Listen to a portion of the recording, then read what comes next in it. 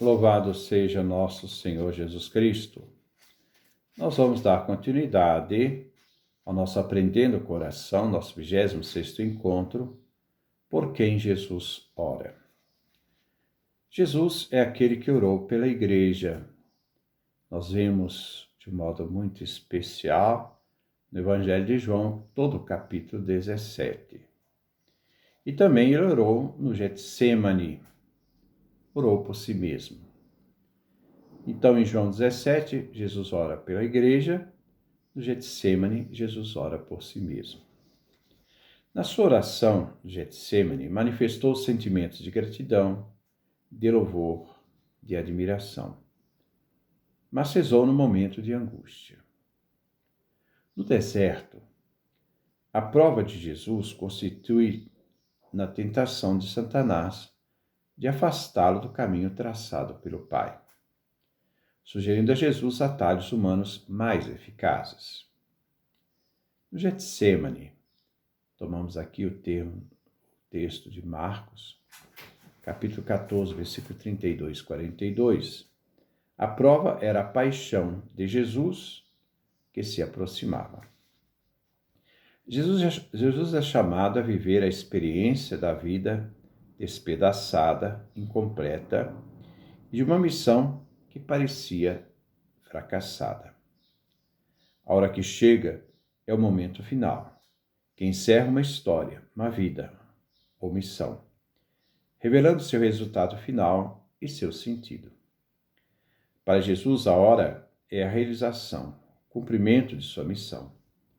Ao rejeitar a proposta de Satanás no deserto, Jesus seguiu o caminho traçado por Deus, confiando somente na sua palavra. No Getsêmani, o caminho percorrido parece fechado. Esta é a prova do Getsêmani, muito mais dolorosa do que aquela que Jesus viveu no deserto. No deserto, estava em jogo a opção entre a confiança em Deus e a confiança no homem. No Getsêmani, a confiança em Deus, a entrega total, o assumir pessoalmente a cruz, o estar só para realizar a vontade do Pai.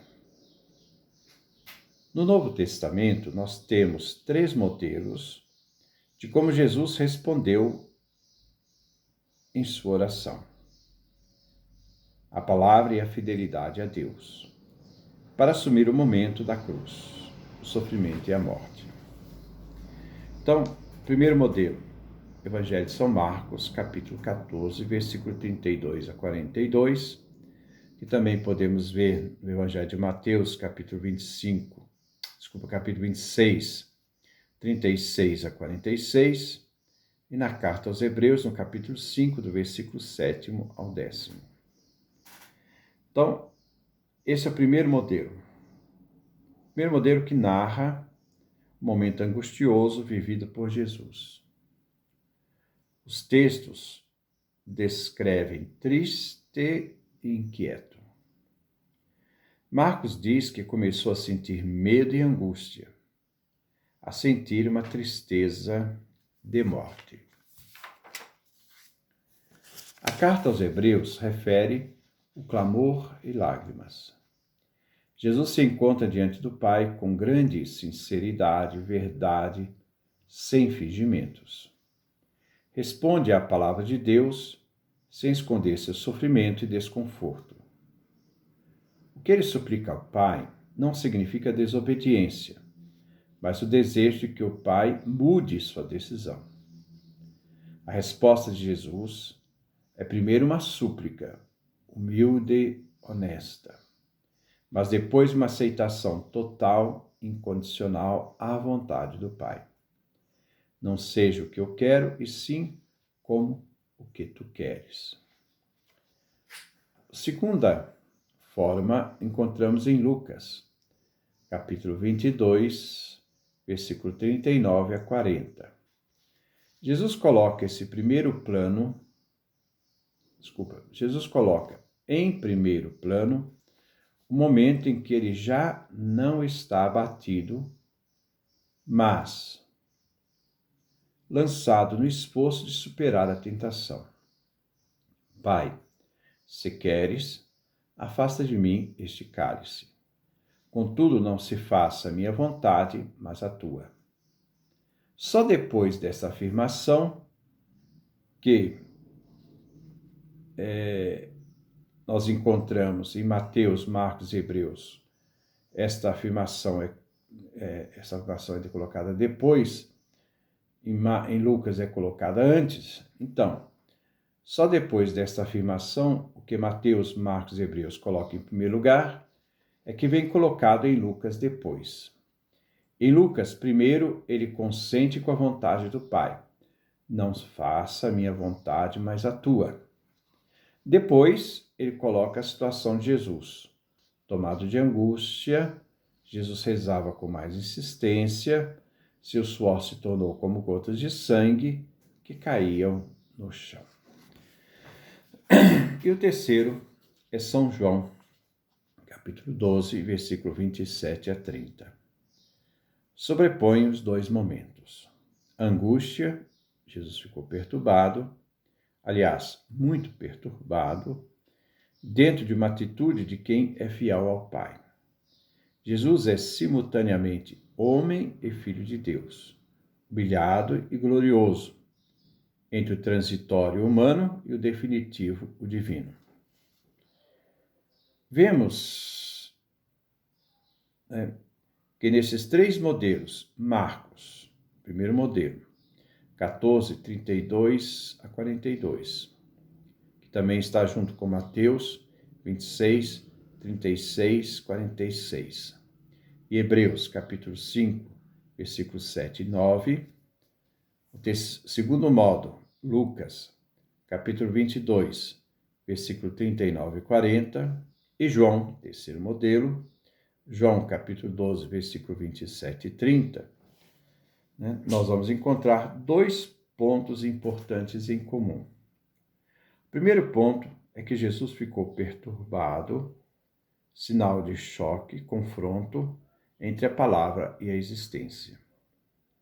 Este choque não anula nem a palavra, nem a confiança do homem, mas que faz a palavra verdadeira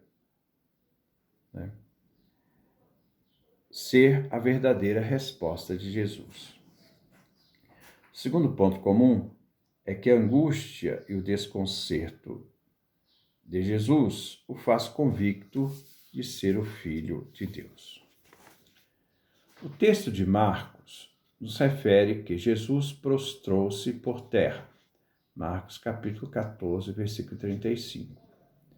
Mateus nos relata, no versículo 15 e 35, que o prostrar por terra é uma oração humilde e implorante.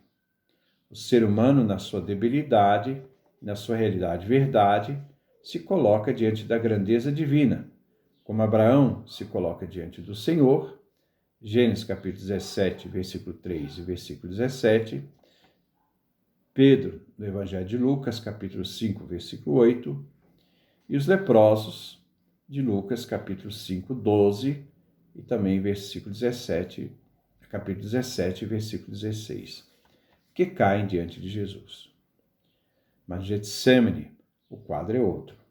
Aqui Jesus é o homem em sua debilidade que suplica ao Pai. A realidade humana, frágil de Jesus. Ele é Deus, mas ali está a realidade humana. Getsemane é o momento em que Jesus está do lado do homem que implora.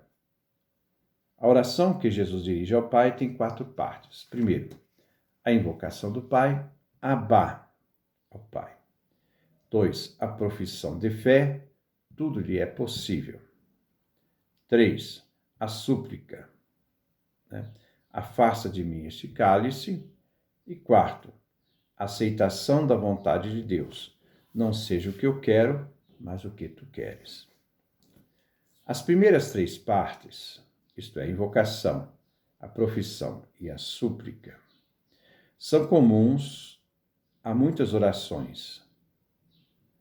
A quarta parte, que é a aceitação, é original e recorda o que Jesus nos ensinou na oração do Pai Nosso.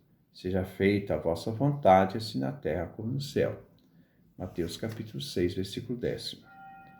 Abá, Paizinho, uma palavra de confiança que já conhecemos, a ternura que confia. A narrativa do Getsêmani, sempre segundo Marcos, é um diálogo, Jesus e o Pai. Jesus fala 5 vezes dirigindo-se sempre a alguém, aos discípulos ou ao Pai. Mas ninguém lhe responde. Primeiro, porque os discípulos dormem e o Pai não responde. E Jesus simplesmente se coloca à disposição do Pai. As 5 palavras de Jesus parecem cair no vazio, parecem. Até mesmo a oração dirigida ao Pai.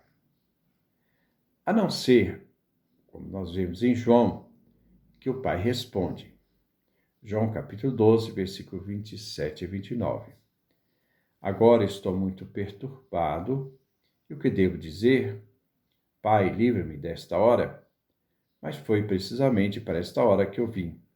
Pai, manifesta a glória do teu nome. Então veio uma voz do céu. Eu manifestei a glória do meu nome e vou manifestá-la de novo. Então o Pai responde ao Filho. Isso é próprio de João. Não encontramos nem em Mateus, nem Marcos, nem Lucas, onde Deus faz o silêncio. Mas em Marcos, Deus parece ausente, parece. O silêncio de Deus. No Getsêmani, o Pai falou não com o milagre que liberta da morte, mas com a coragem de enfrentar a morte, isto é, passando pela morte. Se no início da narrativa Jesus está angustiado e aterrorizado, no final, depois de ter orado, voltou sereno e disposto. A oração que passa da realidade, da experiência, da incerteza do ser humano, depois da oração, a serenidade, a disposição a enfrentar aquilo que se deve ser enfrentado. Ele diz, levanta-se, vamos, coragem. Aquele que vai me traz já está chegando. Marcos capítulo 14, versículo 42. Este é o milagre da oração de Jesus. Como da oração de todos nós, seres humanos. Da angústia à serenidade. Da entrega da realidade difícil a ser enfrentada, da força para enfrentar as dificuldades depois da oração. Para rezar. Meditem as palavras de Jesus. Então, esse aqui já é o nosso momento de exercício de oração.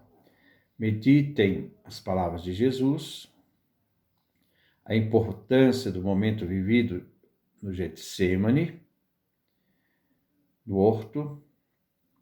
Perceba o milagre da oração, do temor ao medo, à coragem e disposição de enfrentar a cruz, de enfrentar a traição, de enfrentar as dificuldades. Então, quais textos nós vamos meditar? Marcos, capítulo 14, versículo 32 a 42. Então, Marcos, Evangelho de São Marcos, capítulo 14, versículo 32 a 42. E Lucas, capítulo 22, versículo 39 a 46. Vamos fazer esse exercício e perceber nessa oração de Jesus que Deus também não nos abandona mesmo em momentos difíceis.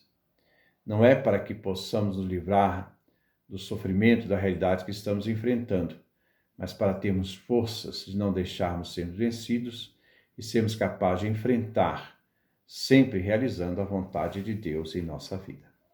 Que Deus nos dê a sua graça, a sua bênção, sua face resplandeça sobre nós.